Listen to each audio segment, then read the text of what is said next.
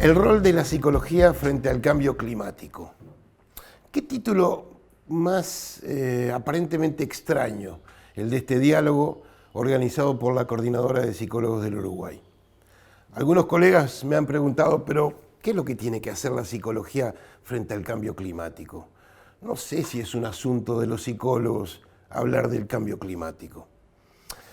Sin embargo, la Coordinadora de Psicólogos del Uruguay y tantas otras asociaciones, como veremos en breve, están discutiendo en este mismo momento cuál es el rol de los profesionales de la psicología, de las universidades en la formación de sus egresados, de las políticas multidimensionales, complejas de los estados para hacer frente a nivel nacional, a nivel regional, a nivel internacional, a un fenómeno global cada vez más complejo y desafiante. En Lisboa, en noviembre, se realizó la primer cumbre internacional de psicología y salud global, organizada por la Asociación Americana de Psicología y la Orden de Psicólogos de Portugal. Este evento, que reunió a más de 40 asociaciones profesionales del mundo entero en psicología, fue cerrado con palabras muy estratégicas, muy lúcidas, muy convocantes del presidente de Portugal. En esa presentación el presidente nos llamaba a los psicólogos del mundo entero a poner atención al rol que nuestra profesión puede tener frente al desafío que el cambio climático nos provoca en estos días. Y desde ese momento, la coordinadora, que estuvo presente en Lisboa, en ese diálogo, en ese taller cerrado, desde ese momento está trabajando para fortalecer una línea de actividades estratégicas que contribuyan a posicionar a nuestra profesión en el debate, en la decisión, en la acción frente al cambio climático, en políticas, en las comunidades, en la formación profesional.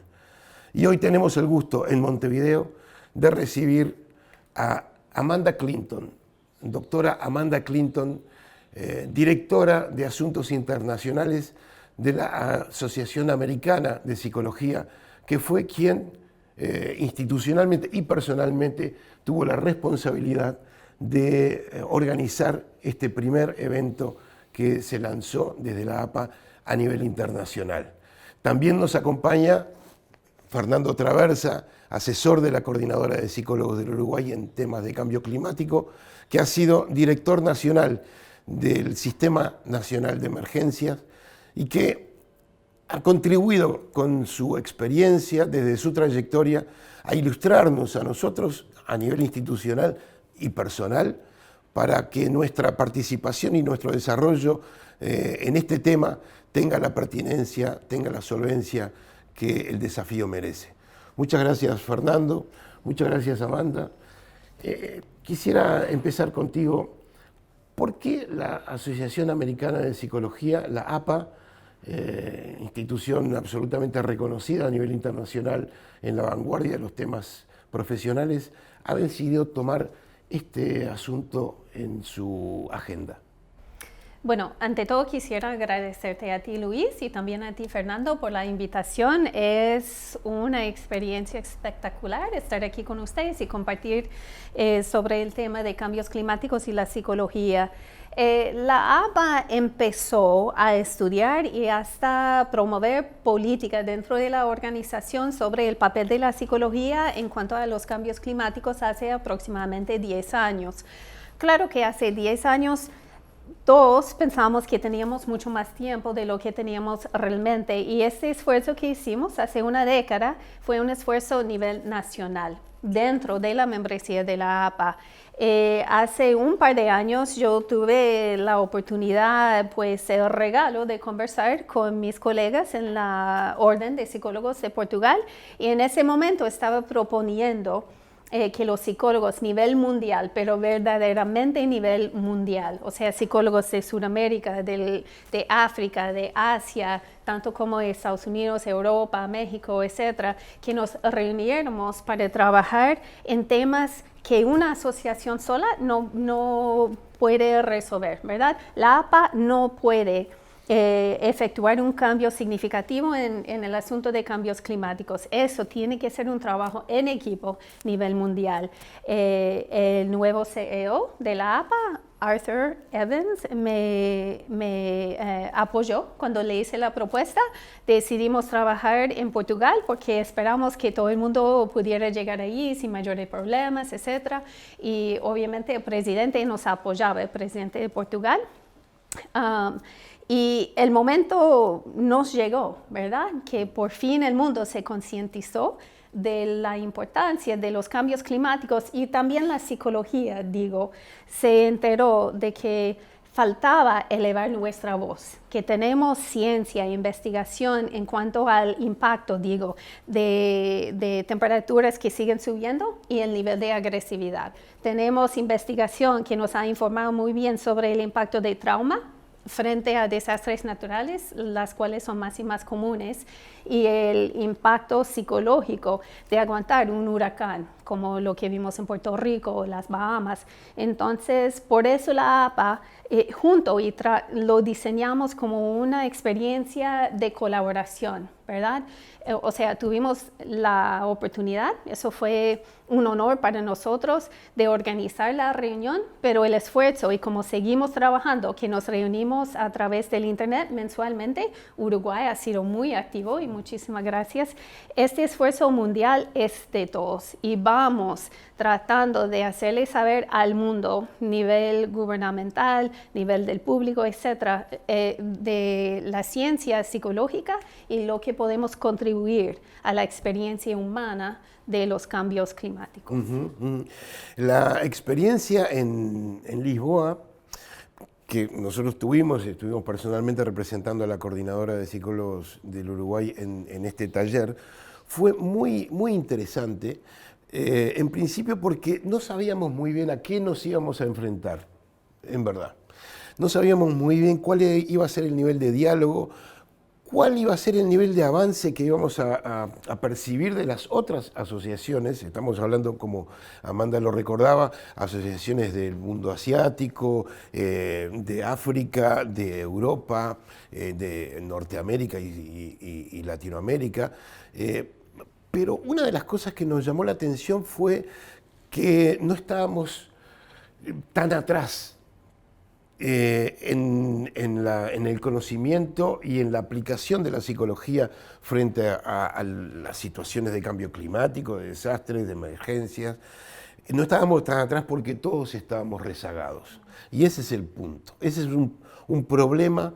Y cuando antes de partir a Lisboa hablábamos con Fernando Traversa sobre este punto, recordando en Uruguay un fenómeno que fue muy crítico, un tornado en la ciudad de Dolores hace no muchos años, que dejó aprendizajes extraordinarios y que también dejó un desafío planteado. Y eso fue lo que de alguna manera llevamos a Lisboa y lo que nos convoca a nosotros desde la Coordinadora de Psicólogos y en diálogo con otras disciplinas, con otras asociaciones profesionales nacionales y regionales para cultivar esta línea de trabajo. Y Fernando nos hablaba de su experiencia como director del SINAE frente a eventos extremos como el que sucedió en Dolores. Fernando, ¿qué nos puedes decir de tu experiencia en este campo y del papel de la psicología y otras disciplinas en el tratamiento, en el abordaje, en la prevención y en la intervención post-trauma? Bueno, primero que nada, para mí también es un orgullo estar aquí. Me alegra tener la oportunidad de acompañar a la asociación en este sentido. Y yo creo que primero que nada hay que plantearse que es un desafío para todas las ciencias humanas, ¿verdad? Y que es un desafío para las ciencias sociales, porque está claro que el capítulo de el cambio climático y su análisis desde la perspectiva científica ha estado muy cooptado por las ciencias más duras, que llevan el análisis respecto a cómo se comporta la atmósfera, cómo se comporta la Tierra, cómo aumentan las temperaturas o dejan de aumentar, y entonces el debate científico se ha colocado en ese lugar. Pero de alguna manera hay un lugar muy importante, porque cuando consideramos el cambio climático no estamos hablando solamente de qué sucede con la atmósfera, qué sucede con la Tierra, estamos hablando de los que habitamos en ella. Y en realidad uno de los cambios más profundos que el cambio climático nos trae es que nos empezamos a dar cuenta que somos responsables de ese cambio. Y ese ser responsables de ese cambio de alguna manera también nos pone en un lugar que es diferente a otras épocas. Cuando en la década de los 90 se empezaba a hablar de los desastres en el mundo entero, con la década de los desastres, la idea era tratar de salir de la mirada de que el desastre como una emergencia que venía casi por una divinidad, ¿tá? Y había que responder en el momento que algo surgiera, y nosotros no éramos culpables de lo que nos estaba pasando. Y esencialmente teníamos que estructurar la manera para responder. Cuando en 2005, en el marco de acción de Hyogo, se crece en esa perspectiva y se entiende que hay un ciclo asociado a el cómo se comprende, se analiza y se responde ante las emergencias, se empieza a discernir que no es lo mismo estar esperando que pase algo que estar debidamente preparado, ir capacitando a la población para que sea más resiliente ante la eventual llegada de una emergencia. Pero llegados a Sendai, en Japón, cuando se firma el actual marco de gestión de riesgo, en realidad, en ese contexto, el debate llega a colocar la idea de que en realidad el riesgo es socialmente construido. ¿Y esto qué quiere decir? Que en realidad hay, sí claramente, algunas dimensiones que nos exceden, que tienen que ver con cómo se comporta la naturaleza, pero hay muchas que tienen que ver con lo que nosotros hemos hecho, con cómo estamos ubicados en el territorio, con cómo concebimos nuestra relación con los eventos. Entonces, ahí hay un capítulo sustantivo para las ciencias humanas. Primero, sin dudas, si uno habla del tornado, lo primero que piensa es en el estrés postraumático, y entonces en todo lo que sucedía. Esos niños que pasando los días nos iban planteando que sentían todavía el ruido del tornado, ¿tá? Y que esos padres que ante cualquier advertencia, fuese de nivel amarillo, naranja o lo que fuera, iban corriendo a buscar a sus hijos para sacarlos de la escuela por el temor que había quedado en la comunidad en torno a la situación vivida. Y allí hay mucho para trabajar, pero capaz que es como el lado más corriente para la psicología, trabajar desde la atención clínica de una situación que se genera. Pero también es cierto que una de las cosas que hay que poder trabajar es saber que de alguna manera nosotros también somos responsables de los riesgos que afrontamos. Si como comunidad dejamos que las personas más vulnerables habiten en los bordes de los ríos y los arroyos, en realidad como comunidad tenemos cosas que plantearnos. Si yo como persona cuando salgo todos los días no voy advirtiendo que mi entorno puede haber cambiado porque se cambiaron los vientos y entonces existen condiciones que puedan haber cambiado, efectivamente yo no me hago más capaz de responder adecuadamente ante circunstancias. Entonces hay cosas que tienen que ver con ese cambio de cultura que supone especialmente para un país como Uruguay, donde estamos todos convencidos, fuimos criados en un país suavemente ondulado, donde nunca pasa nada, ¿tá? Y entonces acostumbrarnos a que pueden pasar cosas, en realidad también tiene una cuestión que tiene que ver con formarnos en nuestra psique respecto a que estamos en condiciones que están cambiando, que en parte son responsabilidad de los seres humanos y que hay una parte de esa responsabilidad que me corresponde a mí mismo y que tiene que ver con cómo yo fortalezco los factores protectores y cómo yo puedo controlar los factores estresores, digamos. Cómo yo controlo los factores estresores personales y cómo yo controlo los factores estresores ambientales. Cómo yo promuevo los factores protectores personales y cómo promuevo los factores protectores ambientales. Entonces, Yo creo que ahí tenemos mucho para trabajar, mucho para trabajar, que tiene que ver con reconocer que efectivamente el ser humano es parte de la solución y también se debe saber parte del problema para reconocerse y empezar a construir un cambio cultural que es lento, como nos pasa a los seres humanos en general, pero que hoy empezamos a sentir que la comunidad internacional comprende que hay cosas para hacer. En 2015, las Naciones Unidas suscribieron lo que se denomina Agenda 2030 para el Desarrollo Sostenible, con los objetivos, 17 objetivos de desarrollo sostenible, con tantas otras metas, indicadores de resultados. Esta es la hoja de ruta que los estados se han dado, pero no solamente a nivel de sus gobiernos, sino también a nivel de sus instituciones. Todas las instituciones, ya sean universidades, organizaciones de la sociedad civil, asociaciones profesionales, tienen una responsabilidad, tienen algo para hacer frente a esta agenda. El objetivo número 13 de Acción por el Clima tiene algunas metas que quisiéramos compartir con ustedes. La meta 13.1, fortalecer la resiliencia y la capacidad de adaptación a los riesgos relacionados con el clima y los desastres naturales en todas las partes. La meta número 13.3, mejorar la educación, la sensibilización y la capacidad humana e institucional respecto de la mitigación del cambio climático, la adaptación a él, la reducción de sus efectos y la alerta temprana. En este caso, creo que todos los actores tenemos algo para decir.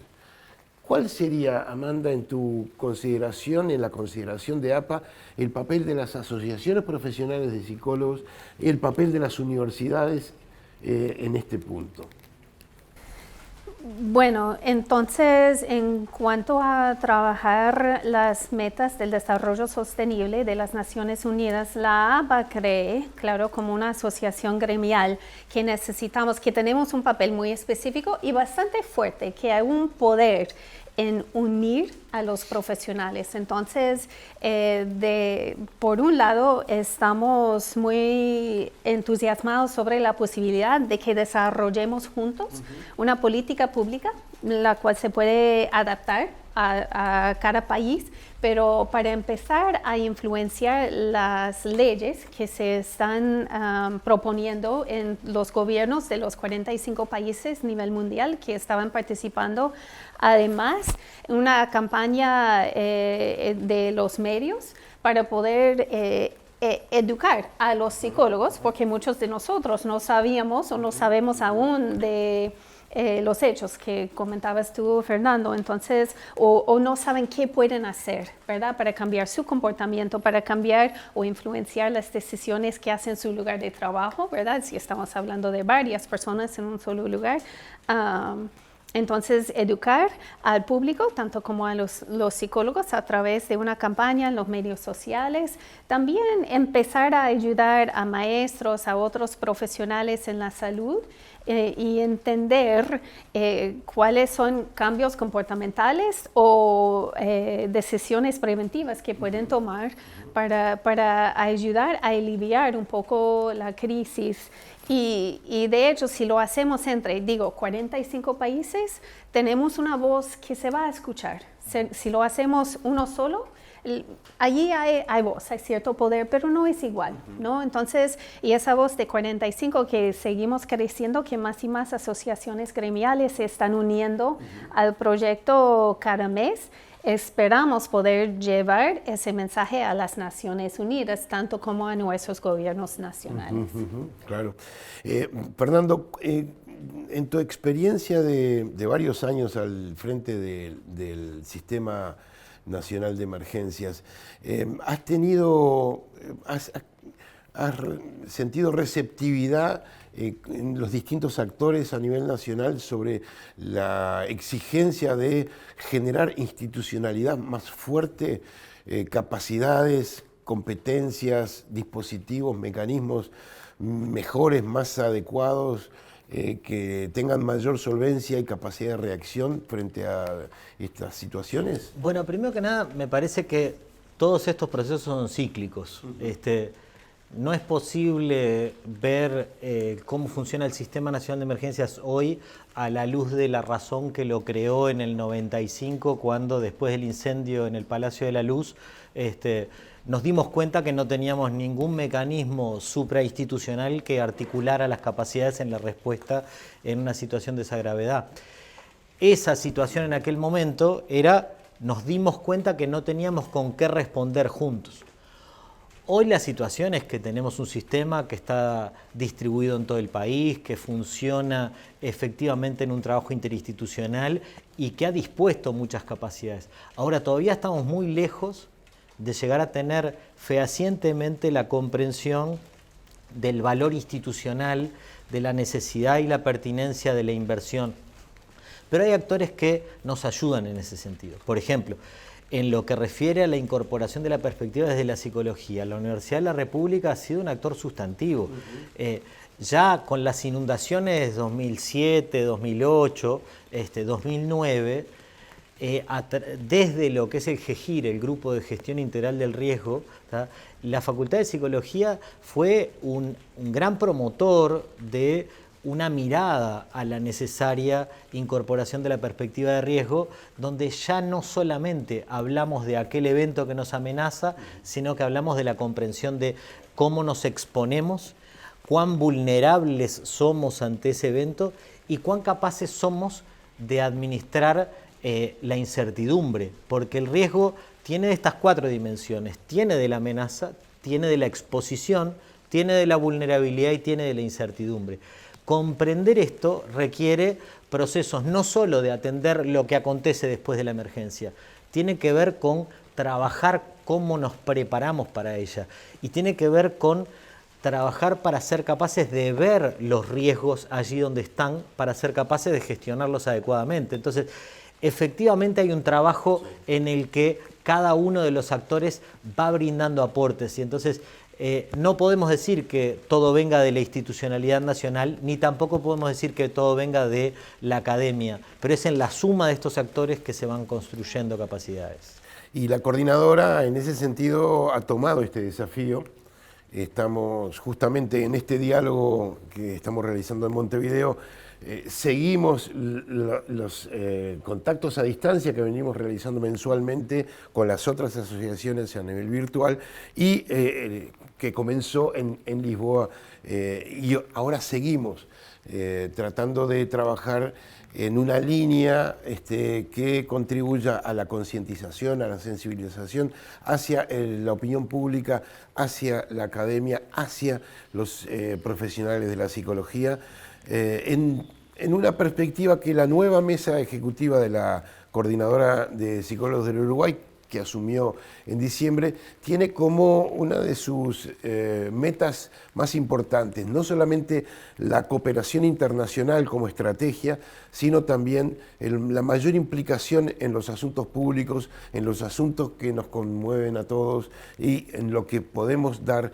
desde la profesión de psicología con una respuesta solvente y a tiempo. Muchas gracias, Amanda Clinton, muchas gracias, Fernando Traversa. Es un placer, ha sido un honor tenerlos aquí en Montevideo con nosotros. Muchas gracias a ti en esta fresca conversación que hemos tenido. Sí, muchísimas gracias por todo.